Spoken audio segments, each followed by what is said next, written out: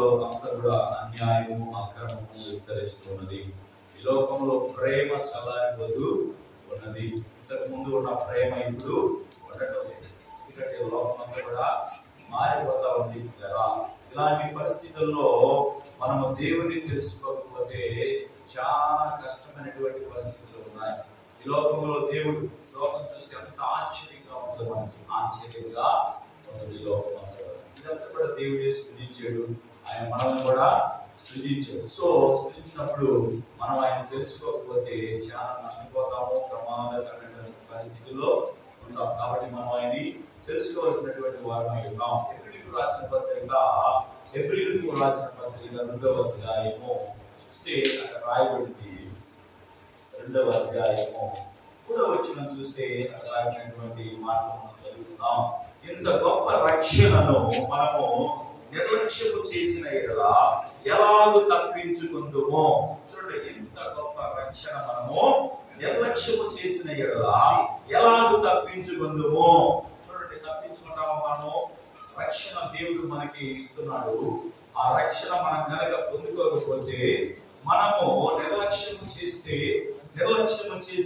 చూడండి ఏమన్నా అక్కడ నిర్లక్ష్యం చేసి ఎలాగూ తప్పించుకుంటాం. ఎలా తప్పించుకుంటాం? మనం తప్పించుకోగలమా? ఎవరైనా? దేవుడు రక్షణ ఉచితంగా మనకి ఇచ్చాడు. డబ్బులు పెట్టి కొనలేదు. కొన్నామా? మీరు ఎవరు కొన్నారా? రక్షణ ఎవరు కొనలేదు. దేవుడు కేవలం ఆయన కృప చేత, ఆయన ప్రేమ చేత ఉచితముగా ఆయన మనకి రక్షణ ఇచ్చినాడు. పిల్లరా, మనం ఇక్కడ ఉండేది ఎంతసేపు చెప్పండి? ఎంతసేపు ఉంటాం మేడం? మహా ఉంటే ఇంకొక అరగంట ఉంటామే. సరే, గంట ఉంటాం. ఈ గంట సేపు నా మాట వినాలి. పిల్లలతో లైఫ్ బయట చక్కగా ఆడుకోవచ్చు. ఇక్కడ వచ్చి ఆడుకొని, ఇంటికాడ ఆడుకొని, ఊరికంతా ఆడుకొని ఎవరి మాట ఎప్పుడైనా చెప్పండి. సైతాన్ అంటే తెలివి కదా. ఎందుకు చెప్పండి తెలివి కలది? వాక్యము వింటారేమోనని భయం, వాక్యము విని మారతారేమోనని అపవాదికి భయం. అందుకని మనలోనే గలింపు చేస్తాము, మన దేవుడి వాక్యం వినకుండా చేస్తాము. కాబట్టి పిల్లలకి చూడకూడదు. వాళ్ళు ఏం చేసినా కానీ వాక్యాన్ని మనము విని హృదయంలోనికి చేర్చుకుందాం. ఓకేనా? జాగ్రత్తగా విందాం. కాబట్టి రక్షణ అనేటువంటిది ఉచితంగా. రక్షణ దేనికి చెప్పండి? దేనికి రక్షణ? శరీరానికి రక్షణ. దేనికి రక్షణ? ఆత్మకు రక్షణ, శరీరానికి కాదు. ఈ శరీరము ఎప్పుడైనా ఎక్కడైనా ఎలాగైనా నశించిపోతుంది. కానీ లోపల ఉన్నటువంటి ఆత్మ అది నిరంతరం ఉండేటువంటిది. కాబట్టి ఈ శరీరం ఎప్పుడైనా పాడైపోయింది, కానీ ఆత్మకు మనకి రక్షణ కావాలి. ఆ రక్షణ ఉంటేనే పరలోకానికి మనము వెళ్ళి, ఆ రక్షణ మనలో లేకపోతే పరలోకానికి మనము వెళ్ళలేము. అందుకని ప్రభువైన యేసుక్రీస్తు, మనందరం నశించిపోతున్నామని ఈ లోకంలో, ప్రభువైన యేసుక్రీస్తు పరలోకంలో ఉండే దేవుడు ఈ భూలోకానికి వచ్చాడు. మనందరినీ కూడా ఏం చేయడానికి? రక్షించడానికి.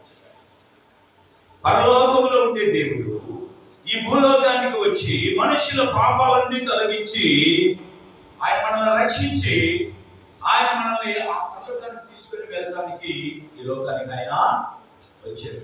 దేవుడు మనుషులను ఎక్కడి నుంచి తయారు చేశాడు? ఎక్కడి నుంచి? దేవుడు మనుషులను ఎక్కడి నుంచి తయారు చేశాడు? భూమిలో నుంచే తయారు చేశాడు. అంటే మట్టిని తీసుకొని మనిషిని తయారు చేశాడు. ఇప్పుడు మట్టిని తీసుకొని మనిషిని తయారు చేశాడు. ఈ మట్టిలో నుంచి వచ్చేదే మనిషికి కావలసిందంతా కూడా ఎక్కడి నుంచి వస్తుంది? మట్టిలో నుంచి వస్తుంది. మనిషికి కావలసినదంతా కూడా మట్టిలో నుంచే వస్తుంది, కానీ పై నుంచి ఇది కూడా రాలేదు. ఇప్పుడు మనం తినే ఆహారం అంతా పై నుంచి వస్తుందా, కింద నుంచి వస్తుందా? చెప్పండి, మీరే చెప్పాలా? ఇది చాలా సింపుల్ క్వశ్చన్స్. నాకు చూడమని చెప్పండి, సరేనా? మీరు తినే ఆహారం ఎక్కడి నుంచి వస్తుంది? భూమిలో నుంచి వస్తుంది. మీరు తినేటువంటి బియ్యం కానీ గోధుమలు కానీ ఏదైనా సరే భూమిలో పండించేది మనము తింటున్నాం. అంటే భూమికి మనకి సంబంధం ఉంది. మనుషునికి కావాల్సినటువంటి ప్రతిదీ కూడా మెడలో వేసుకునే దండలు కానీ, చేతులకు పెట్టుకునే ఉంగరాలు కానీ, బండి పోనించడానికి పోసే ఆయిల్ కానీ, మనం తాగడానికి తాగే నీరు కానీ, ఇవన్నీ ఎక్కడి నుంచి వస్తున్నాయి? కాబట్టి మనిషికి భూమిలో ఉన్న ఆత్మకి ఏది కావాలి? ఆత్మ ఎక్కడ ఉంటుంది? ఆత్మ ఎక్కడ ఉంటుంది? భూమిలో ఉంటుంది ఆత్మ. దేవుడు ఇచ్చినటువంటి ఆత్మ దేవుని యొద్దనే ఉంటది. హల్లెలూయా. అందరూ కూడా హల్లెలూయా. సునీత విలియమ్స్ అని మున్సిపల్ అనేటువంటి ఆయన చంద్రమండలం దగ్గర అంతరిక్షంలోకి వెళ్ళారు. చంద్రమండలం కాదు, అంతరిక్షంలోకి వెళ్ళారు. మీరందరూ చూసి ఉంటారు వీడియో. అంతరిక్షంలో ఒక స్పేస్ సెంటర్ పెట్టారు. అంటే గాలిలో తేలుతా ఉంటుంది. అక్కడ ఒక సెంటర్ ఉంది, పరిశోధన చేసేటువంటి కేంద్రము ఆకాశం పైన పెట్టేస్తారు. సో ఈ భూమి మీద నుంచి కొంతమంది ర్యాకెట్ తోనే వెళ్తారు. అక్కడ విమానం హెలికాప్టర్ కానీ కుదరదు. ఓన్లీ ర్యాకెట్ తోనే సర్వని వెళ్ళిపోతుంది. అది వెళ్ళి ఆ స్పేస్ సెంటర్ లో కనెక్ట్ అయ్యి అందులో దిగి ఉంటారు. ఆడకి వెళ్ళాలంటే మామూలుగా మనం గుట్టలు వేసుకుని వెళ్తే కుదరదు. కుదిరిద్దా?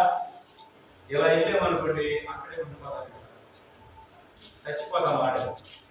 ఇప్పుడు ఆడికి వెళ్ళాలంటే ఆ వాతావరణానికి సంబంధించినటువంటి స్పేస్ డ్రెస్ వేసుకొని వెళ్ళాలి. అక్కడ దాంట్లోనే ఆక్సిజన్ కూడా ఉంటది. అక్కడ వాతావరణం మనకి తగిలినప్పుడు మనకి ఏం కాకుండా కాలిపోకుండా ఆ డ్రెస్ వేసుకుని అక్కడికి వెళ్ళాలి. ఎక్కడికి? జాగ్రత్తగా అర్థమైంది. చాలా ఇంట్రెస్ట్ గా ఉంటుంది, జాగ్రత్తగా వెళ్ళాలి. ఇప్పుడు ఆ స్పేస్ సెంటర్ పైకి వెళ్ళాలంటే ఈ శరీరంతో మనం వెళ్తే కుదరదు, కానీ ఒక రకమైనటువంటి ఆ స్పేస్ డ్రెస్ చేసుకుని వెళ్తే అక్కడికి వెళ్ళగాలి. అక్కడికి వెళ్ళిన తర్వాత ఏం జరిగిందంటే మనం మామూలుగా నిలబడటానికి కుదరదు. అక్కడ ఆడికి వెళ్ళిన తర్వాత తేలటమే. ఒకవేళ మనం వెళ్ళామనుకోండి ఆడ తేలుతా ఉంటాం, నడవడానికి కుదరదు. ఎక్కడ ఉన్న వాళ్ళు అక్కడే తేలుతా ఉంటారు. ఎందుకంటే అక్కడ గ్రావిటీ ఉండదు. అక్కడ గ్రావిటీ వచ్చే వాళ్ళు వస్తారు, మీరు నాని చూడటం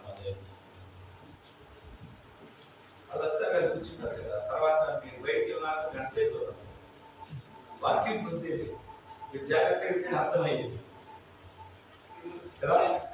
మీ ధ్యాసంతో నా మీదే ఉండాలి అని చెప్పి మాట.